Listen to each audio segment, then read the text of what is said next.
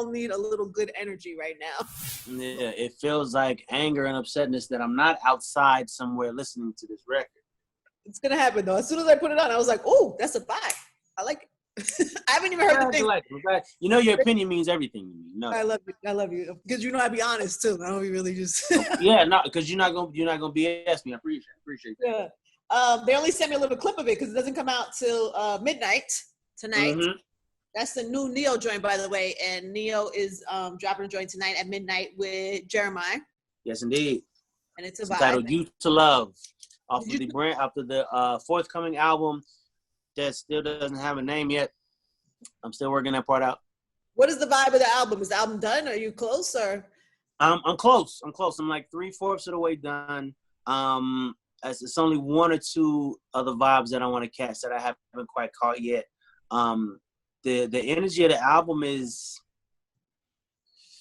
how do I say it? It's okay. So there's some vibes on here that you've never kind of never heard me on, and then there's some vibes on here that you've grown to know and appreciate from me. So it's like it's layers. It's layers. I did a lot of searching for this album, like just paying attention to what's going on right now, but not so much to where I lose myself in it. You know what I mean? It's like acknowledging the changes that have happened, but not so much to where you lose your own identity for trying to chase those changes. You mean musically? Like what's happening? Musically. Oh, got it. And you did this all before quarantine, or you doing it now? You're recording it now? I'm still recording now, but I've been recording for like the last year and a half, so I got a lot of different vibes and energies. I was searching, man. I didn't know.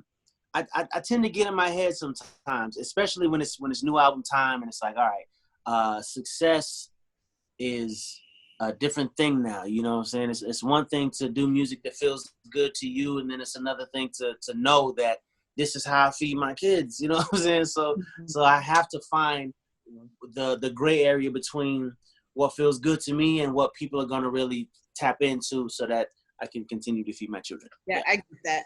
How you been doing? Like, are you been in the studio? How you been doing in quarantine? Who are you with? Where are you? What city? What town?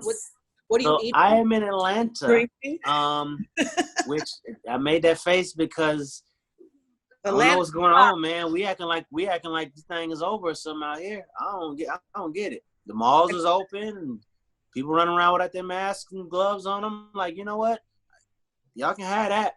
Yeah, no, y'all ain't gonna see me until the whole world open up. I don't want to hear about this city, that city. When everything is open, then I'll come out, because then that means that we all either safe or we all fuck. Either way, sorry, can I cuss them? Sorry. They released a number today. It was like 100,000 people died in the country, right? Already have died, which is a fucking crazy ass number. But have you been out even like to just like with a mask, and have you done any kind of? I go to the grocery store.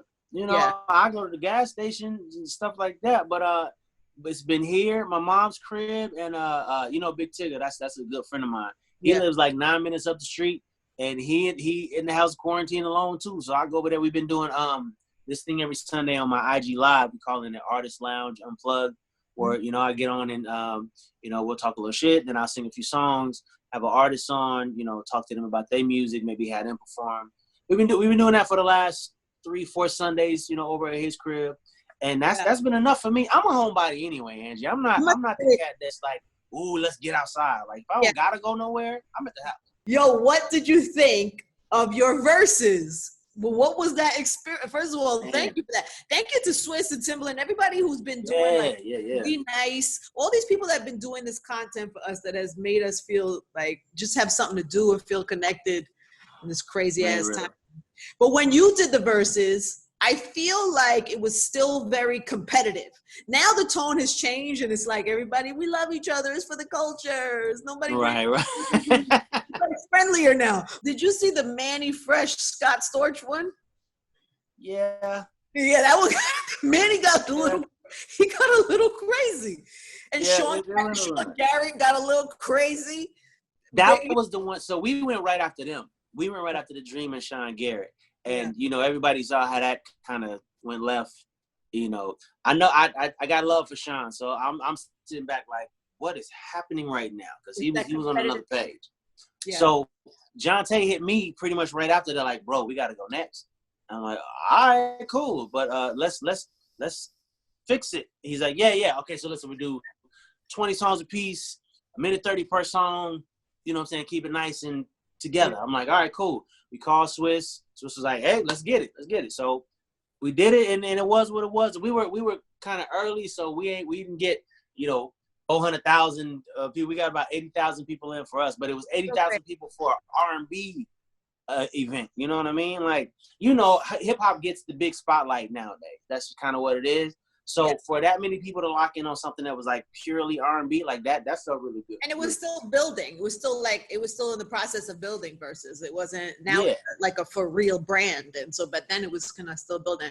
But I even in the competitive ones, but yours especially, it's like we're reminded of, because we take you out for granted sometimes. Just like whatever your new song is what everybody's on or whatever. And we don't think about just how much catalog and how much history until we go to a concert or something, which none of us are doing now. But I don't know, it was dope. Did it feel good for you to do that? To be like showcased? I had a great time, man. I really did. It was like kind of right at the midst of when this stuff really started happening, and it was like serious, like, all right, we really got to stay in the house. You know what I mean? So it was the breath of fresh air that I needed in the moment. Neo, who won your battle? Okay. 100, right? When we were in the moment, and when we was done, I was like, man, I won. I took that. Irreplaceable. I ended up irreplaceable. It's done. It's a wrap. But then I went back and looked at the actual playlists. He had Aaliyah joints on there. He had Mariah Carey joints on there. I didn't see the Aaliyah joints coming. I didn't even know those were coming. Yeah, that was another thing. Like, he played some records. I'm like, oh, damn, you did that? Oh, damn. Okay. So after looking at the playlist, I can say with all my pride that I took the L on that one. I'll take the L. Really? You think you took an L? Yeah. I don't think you took an L. I do. I mean, if you look at it from the standpoint of, now mind you, it was a songwriter's battle, and I'm a songwriter, including the songs that I wrote for myself. You know what I'm saying? Yeah. Like, I wrote them records, so those count. But if you don't count those and you just count the songs that have been done for other people, and plus just the archive of his catalog, like I went back and did some research after the battle. He could have kept going for another 3-4 hours. Like, he had that much ammo that he didn't play. So I'm like, all that going in, you didn't do you're supposed to do the research before you go in, so you know what he got. I mean, I know what to expect a little bit. I feel like all in all, the battle went dope for both of us. Like, some people learned his name that didn't know it. Some people learned some things on me that they didn't know. I feel like it was a great moment, period. I had a great time with it. So you have a lot going on, even in quarantine. Like, don't you feel blessed that you are able to work in this time? Like, when people are like out of work and not being like, don't you feel so lucky that you can? I feel blessed for a multitude of reasons. This quarantine thing could have went a few different ways. When it happened, we was fresh into the okay, I'm about to get a divorce, so I knew that there was a multitude of places that I could have wound up. But, and I'm gonna be honest with you, when this thing first started, I was definitely one of the people like, that's fake. This ain't real. Really? This will be over in a week.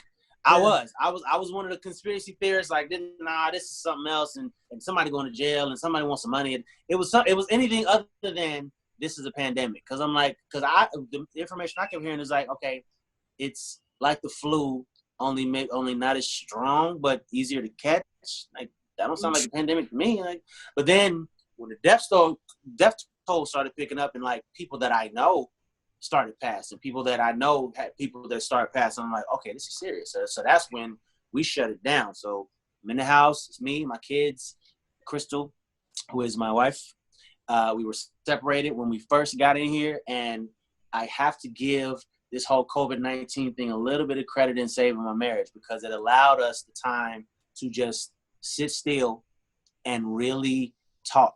Not talk like two people in a relationship that's walking on eggshells and don't want to piss each other off, but like really talk. All right, listen, here's what I don't like about your ass. That kind of conversation, right? Very important conversation. You need those. You need those. You need to be able to talk to this person like, I don't give a damn if I hurt your feelings right now. This is the truth I need to give you. And then I'm going to give you the opportunity to give it back to me.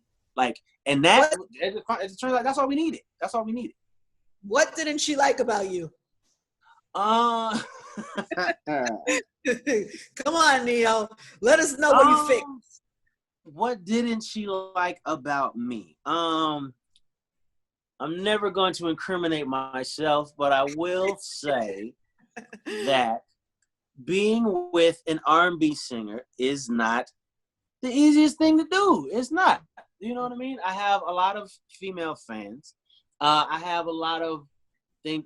I work a lot. I work all the time. That was one of her biggest issues with me, is that, you know, she never had a problem with me working, because she understands that this is my passion, and mind you, this is where, you know, this is how I take care of everybody. But at the same time, it's like, I understand that you got to work, but you working, you being away from the house for like 2 or 3 weeks and only calling in once or twice, whereas we always got to like chase you, that's not cool. And I felt her on that, like, you know what, that's right. And I have a tendency to out of sight, out of mind, because if I get to thinking too much about how I miss my kids and everything, then I can't function. I can't do what I got to do.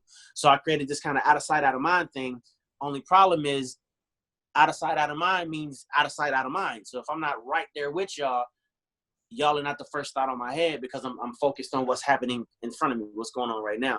And I had to stop doing that, because, you know, when I come home and my kids are excited to see me, but then all of a sudden, that time I come home and my kids aren't excited to see me because they know that tomorrow I'm leaving again, that hurt. That hurt. You know what I mean? And it wasn't just her. Like, my mom has some stuff to say about it. You know, Mo is definitely chimed in from time to time. Like, listen, we appreciate everything that you do for us, but they need you. They need you time. You know what I mean? Like, they need to know that you actually wanted to talk to them, not just, hey guys, let's call daddy right now. You know what I mean? And I had to check myself. I really had to check myself on that. You know, that's one of the multitude of things that we had to discuss on my part. You know, I'll never be the cat to say that it was all this person's fault or that person's fault. I will always find my fault in the situation, because everything takes it. You know, it's never just one thing. It's never just one person. And anybody who's been married for a long time will tell you that it's work. Like, you have to work. You can't just leave it on the sideline and hope it makes it. Like, you have to. No. And it's daily work. It's not. I was paying attention to you on Tuesday. It's Thursday. I can't get a break. No, bro. Like, every day, y'all got to work to make that thing right, to make it make sense. But what we realized is that, okay, beyond title, beyond status, beyond any of that, we love each other. We love each other unconditionally. I don't like you sometimes, but I love the shit out of you, and that's not gonna change. You know what I mean? And that like we had to, and it took us sitting still and tuning out all the distraction to get to a place where we can have that genuine, real, keep it 1,000 conversation, and then find the resolution after. Like that takes silence on both of your parts, and it takes getting all that outside influence out, leaving that on the outside, for real. And then, Neo, you do all this writing about love. Like, you got to be able to try to do it right? In order to. I mean, yeah. I write the songs I write because of the trial and error. I've made just as many mistakes as I have done things right. I've actually made more mistakes than I have done things right. And I couldn't write the songs I write unless, you know, I went through the mud and messed up, or it's all right, I caused these tears, or I cried those ones, you know, whatever the case may be. And those turned into the songs, those instances. Are you writing about this? Are you writing about this experience that you guys had? Yeah. I've never been the person to just air out all my dirty laundry. I've always wanted to keep some things personal and private, but then at the same time, I'm kind of an open book too. If you ask me, I'll probably tell you. So I'm trying to find the middle ground. Like, okay, I don't want to say too much, but I don't want to be too vague to where the song doesn't have any punch. You know what I mean? So there's one that I've written just about where I was mentally when we were going through what we were going through. I personally felt like a failure when the whole divorce thing happened. And I couldn't show that to the world. You know what I'm saying? I couldn't walk around with my head down. I couldn't do that. So Pinky Ring was kind of the reverse of that card. It's like I can be downtrodden and sad, or I can look at this as an energy transition and keep it pimping. And I chose that route. It wasn't a diss record. Listen to the lyrics, people. I didn't diss her at all through the whole record. I was talking about me. Did she feel like it wasn't a diss record? She felt like it was a diss record. She did. Yeah. Until I sat her down and said, listen to what I'm saying. I didn't diss you not one time through the whole record. I didn't say anything foul about you at all. I'm talking about me. The fact that you gave back the wedding ring, so I turned it into a pinky ring. The whole song is about me, not you. And once she listened to it, she was like, okay, all right. But it was I'm so happy you got it together, man. That's amazing. Yeah, man. What a blessing in the middle of all of this. It really and truly is. Yeah, that's so good. What do you think the music, because, I feel like whenever there's hard times, and it's not just COVID, I mean, just what's happening in this country right now, and these murders and riots, and I feel like whenever there's dark times like that it affects music and how people write and what people making songs about. Does that affect you, or are you like locked into love and locked into the things? Or do you think this landscape is we're gonna, maybe from you or for whoever, do you think in general that we're gonna see different music on the other side of this? It's hard for me to write about the stuff going on, like the stuff going on in the world right now. That's a hard song for me to write, because that's not an instance where you're thinking, okay, song structure, is the hook strong enough? Is the radio gonna play this? That's not your thought pattern when you're writing that type of song. When you're writing that type of song, you're either trying to get a message out, trying to get something off your chest, off your mind. You know what I'm saying? That's what that's about. And that's just a hard song for me to write. I'm kind of programmed into, okay, verse, hook, bridge, like this is a song. Whereas something like that, that's kind of a subconscious rant. I think you should try it. I think you should try it. I'm gonna try, but I'm gonna be honest with you. Like, I'm upset right now because it's like a fed up. It's like, what? Okay, we done marched, we done preached, we done rioted and rallied, and it's still happening. We march on Tuesday and somebody new get killed Thursday. Like, what? Terrible. This shit don't work. Marching don't work. Preaching don't work. Now, I'm not saying let's go kill people, but I'm saying, what now? What's next? Because this shit has to end. I'm tired of somebody losing their life unjustly being the fad of the week. It's like, we're gonna do this, we're gonna talk about this for a week, and then we're gonna move on to the next thing, and then it's gonna happen again, and then we're gonna talk about it for a week, and you're not cool if you didn't post. Don't you feel it's about it? Don't you feel that something is shifting, that there's a different feeling than normally?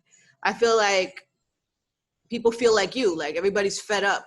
I don't know. I feel a different energy. I can't really put my finger on it. I don't know what it's gonna come out as, or how it's gonna show itself, but it feels different to me, man. Everybody can feel it. Everybody can feel it. Yeah, it's enough is enough, man. It's like, for sure. How long are we going to continue being outraged over the same thing? Everybody was like, oh, they killed him on camera. This isn't the first time that they've killed somebody on camera. This ain't the first time.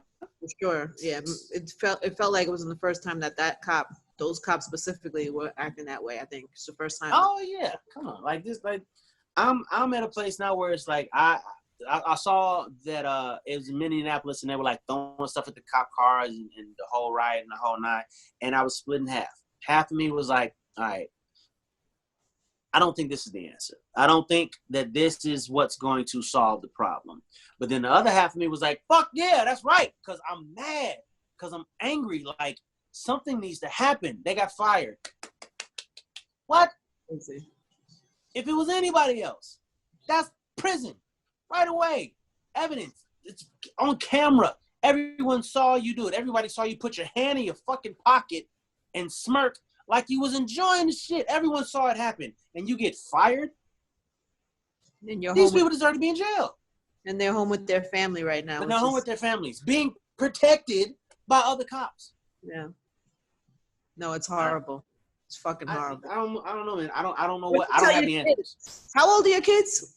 My oldest is 9. My little girl, she's my oldest. She's 9, and my youngest will be 2 next month. Okay. So 9, 8, 3, 4, and about to be 2. Yeah, so they're still kind of young to be having any of those conversations. Yeah, nah, not yet. Not. Oh. As they find their way into the room. What are they doing? Running around, breaking stuff, and giving me reason to yell. I'll be out there. I'll be out in a second.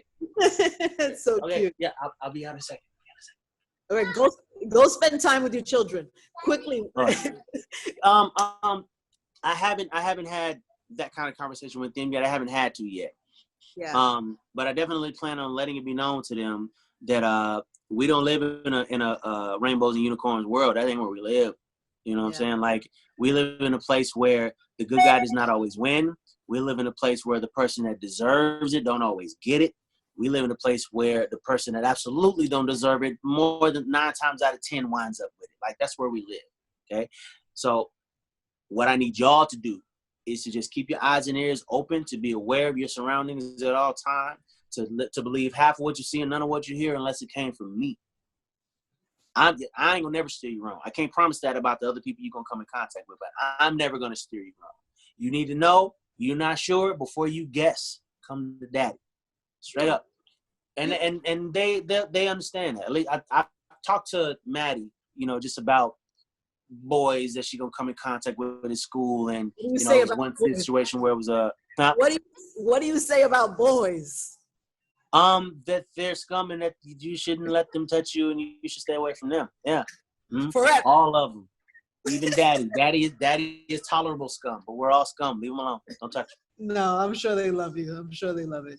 All right, so a couple things people need to know. The World of Dance is back. That premiered Tuesday. Everybody can check that out. Did you shoot all that before quarantine, or do you have some of it? So here's what's nuts. Right when the shutdown happened was our last day of shooting. The day everything was like, go home. That was the last day we shot. Perfect. We got it all in just before. Oh, that's good. All right, so everybody can watch that every week, and then the new song comes out tonight at midnight with Jeremiah. And this is like the first taste of this album, or? This is the official first single. We put out Pinky Ring. That was kind of like just a little taste, a little appetizer. This is the official first single. Album will be coming shortly after, once I finish it. But name of the joint is You to Love. Is featuring Jeremiah. Available everywhere that you can listen to or stream music at midnight. Yes. And before you go, what does your hat say? I can't see it too good. It says bad. Bad. Bad. You get it. Badass. It's subliminal, but not ready.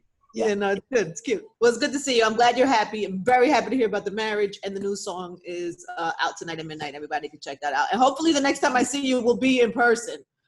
Lord willing. Word. We'll see what happens. You stay safe, you and yours. Protect your family by any means necessary. I mean that in every way you can imagine. I mean it. Protect your family. At the end of the day, that's the only thing that matters. Yeah, word. Thank you, love. We'll talk soon.